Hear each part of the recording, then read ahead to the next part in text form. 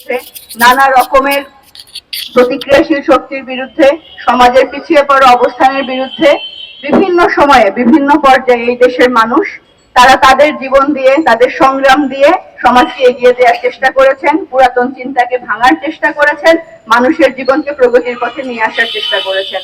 নওয়াব ফয়জুন্নেসা, বেগম রোকেয়া, বীরকন্যা প্রীতিলতা, জাহানারা ইমাম সহ এরকম অসংখ্য নারীদের নাম বলা যাবে যারা এই দেশের এই ইতিহাস তৈরিতে নিজেদের জীবনের সবচেয়ে বড় ত্যাগ, তিতিক্ষা, সংগ্রাম করেছেন, মানুষকে বিকশিত হওয়ার সুযোগ করে দিয়েছেন। সংগ্রামী বন্ধুগণ, এই বছরের 5ই আগস্ট যে গণ অভ্যুত্থানের মধ্য দিয়ে স্বৈরাচারী শাসনের পতন এবং তার মধ্য দিয়ে নতুন বাংলাদেশের স্বপ্ন, যে স্বপ্ন এই দেশের আপামর জনসাধারণ দেখে ছাত্র শ্রমিক জনতার যে গণ অভ্যুত্থান ঘটিয়েছিল, তার পরবর্তীতে মানুষ আশা করেছিল তুলনামূলক অর্থে একটি সাম্যের জায়গা, বিভিন্ন জায়গাতে প্রগতির চিন্তা, সেগুলোর প্রভাব তৈরি হবে, সেগুলোকে এখানে তুলে নিয়ে আসা হবে এই অন্তর্বর্তীকালীন সরকারের কাছে সেই প্রত্যাশা ছিল। কিন্তু দুঃখের বিষয়, সেই 5 আগস্টের পর থেকেই আমরা দেখেছি, 5 আগস্ট থেকেই দেখেছি এই দেশের মুক্তিযুদ্ধের ইতিহাসের সাথে যুক্ত যে সকল ভাস্কর্য, বিভিন্ন প্রগতিশীল আন্দোলনের সাথে যুক্ত সকল ব্যক্তিবর্গ এবং তাদের উপরে যত রকমের ভাস্কর্য আছে সবকিছুর উপরে আক্রমণ। আমরা দেখেছি কি রকম করে 5 আগস্ট বিকেল থেকে ঢাকা বিশ্ববিদ্যালয়ের বিভিন্ন জায়গায় সে ভাস্কর্য চত্বরের ভাস্কর্যগুলো ভেঙে ফেলে উল্লাস করতে। আমরা দেখেছি জাহাঙ্গীরনগর বিশ্ববিদ্যালয়ে বেগম রোকেয়ার ছবিতে কালি দিতে। আমরা দেখেছি বিভিন্ন এখানে ঢাকা বিশ্ববিদ্যালয় আপনারা শুনলেন রোকেয়ার গ্রাফিতিতে কালি দিতে। আমরা শুনছি রোকেয়া বিশ্ববিদ্যালয়ের নাম পাল্টে দেওয়া হবে। আমরা দেখেছি কুমিল্লায় নওয়াব ফয়জুন্নেসা সহ সেখানে মুক্তিযোদ্ধাদের গ্রাফিতিতে কালি দিতে। আমরা বলতে চাই, বাংলাদেশের ইতিহাস, বাংলাদেশের গণতান্ত্রিক আন্দোলন, যে মূল্যবোধ, যে প্রগতির সূচনা যে মানুষদের হাত ধরে হয়েছে, সেই মানুষদেরকে কালিমালিপ্ত করার চেষ্টার মধ্য দিয়ে, এই মুক্তিযুদ্ধের ইতিহাসকে মুছে দেওয়ার মধ্য দিয়ে এখানে কাদের, কোন গোষ্ঠীর এখানে লাভ হয়, সুবিধা হয়, কোন চিন্তার প্রসার হয়, সেই প্রশ্নটা আমাদের সামনে চলে আসে।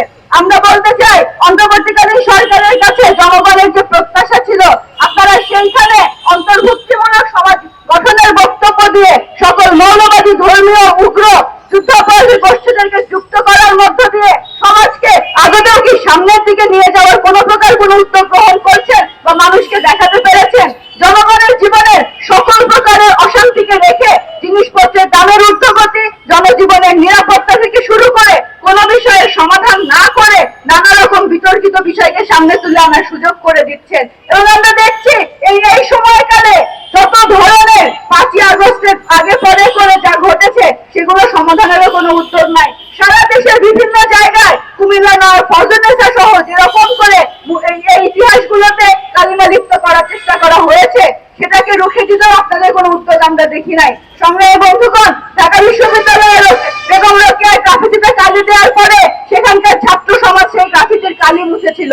সেইখানে কুমিল্লাতে নওয়াব ফয়জুন্নেসার মুখে কালি লেপন করার পরে ওখানে গিয়েছিলেন বাংলাদেশের সমাজতান্ত্রিক দল বাসদের নেতৃবৃন্দ সেই কালি মুছে দিতে। কিন্তু আমরা দেখলাম সেই কালি মুছতে গিয়েও তাকে হামলার শিকার হতে হয়েছে। কেন হতে হয়?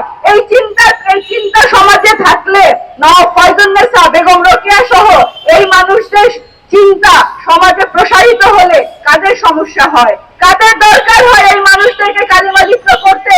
আপনারা যারা প্রশাসনে আছেন তারা কেউ সমাধান করতে পারেন না? কেন এখনো পর্যন্ত এই মানুষগুলোকে গ্রেফতার করা হয় না?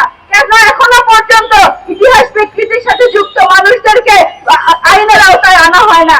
কেন এখনো পর্যন্ত এই কুমিল্লায় সকালে ঘটে যাওয়া ঘটনার বিচারের প্রেক্ষিতে কোনো উদ্যোগ নেওয়া হয় না? সংগ্রামী বন্ধুগণ, আমরা বলতে চাই, যতবার এরকম করে কোন অন্যায়ের বিচার করা হবে না তখন সেই অন্যায়টা প্রশ্রয় পায়, এবং এই সময়ও যে প্রত্যেকটি অন্যায়কে প্রশ্রয় দেওয়া হচ্ছে এর ফলটাও ভোগ করতে হবে। সরকার আপনাদেরকেও ভোগ করতে হবে এবং সে তার ধারাবাহিকতায় জনগণকেও ভোগ করতে হবে। আমরা বলতে চাই, জনগণের যে আকাঙ্ক্ষার মধ্য দিয়ে জুলাইয়ের যে গণ অভ্যুত্থান, সেই গণ অভ্যুত্থানের যে চেতনা, সেই চেতনাকে ধারণ করে দেশকে একটি বৈষম্যহীন প্রগতিশীল রাষ্ট্রে পরিণত করতে, গণতান্ত্রিক রাষ্ট্রে পরিণত করতে আপনাদের যে উদ্যোগ নেওয়া দরকার সেই উদ্যোগ নিন এবং এই ইতিহাস বিকৃতি এবং এই প্রগতিশীল মানুষদের কালিমালিপ্ত করার যে ঘটনাগুলো ঘটেছে তার উপযুক্ত শাস্তি এবং বিচারকে নিশ্চিত করুন। এবং তার মধ্য দিয়ে এগুলোকে সমাধান করা সম্ভব। অবিলম্বে আব্দুর রাজ্জাকের উপর আক্রমণকারী যারা তাদেরকে বিচারের আওতায় আনতে হবে এবং অবিলম্বে এই সকল কর্মকাণ্ড যারা করছেন সারা দেশে তাদেরকেও বিচারের আওতায় আনার আহ্বান জানিয়ে আমি আমার বক্তব্য শেষ করছি। সকলকে ধন্যবাদ।